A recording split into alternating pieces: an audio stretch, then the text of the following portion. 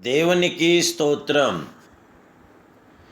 ఏదైనా సర్వ జగత్రక్షకుడైన దేవదేవుడైన యెహోవా శుభవాగ్దానం. నేను నడుచు మార్గము ఆయనకు తెలియను, ఆయన నన్ను శోధించిన తర్వాత నేను సువర్ణవలే కనపడదును. యోబు గ్రంథం 23:10.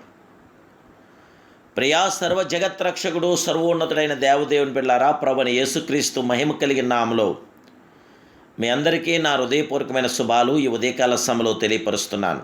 దేవాదేవుని బిడ్డలారా, మీరందరూ బాగున్నారు కదూ?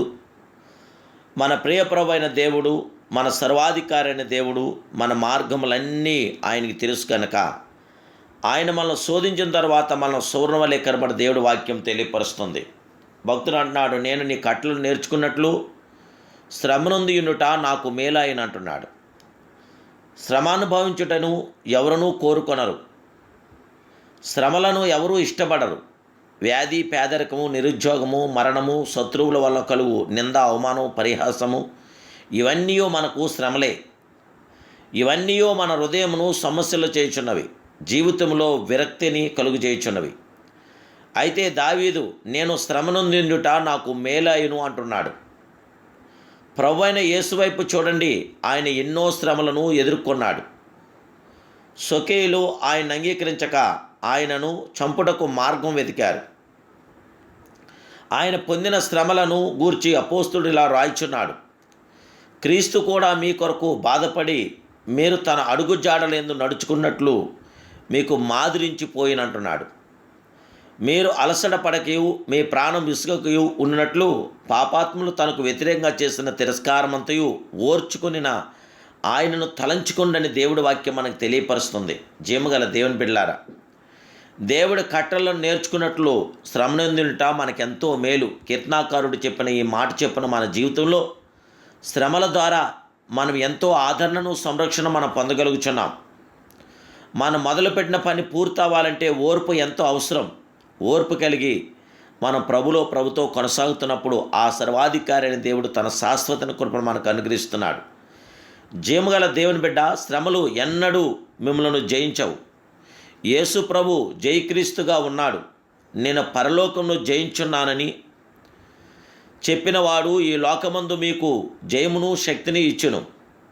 శోధనలో తప్పించుకుంటూ మార్గమును కలుగుజేయును. శ్రమ మీ విశ్వాసము బలపరచబడుచున్నది.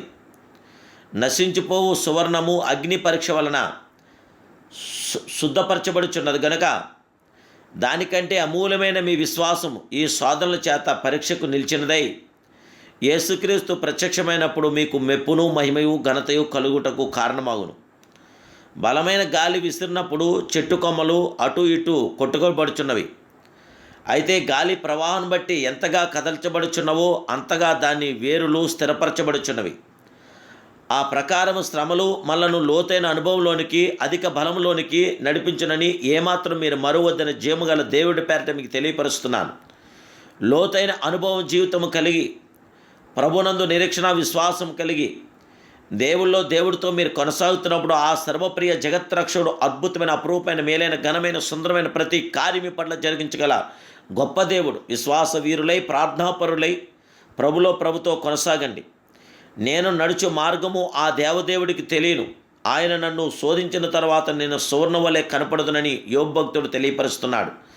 దేవుని బిడ్డలారా, మన జీవితంలో ప్రభు ద్వారానే మనం ఆదరణను, సంరక్షణ మనం పొందగలదు.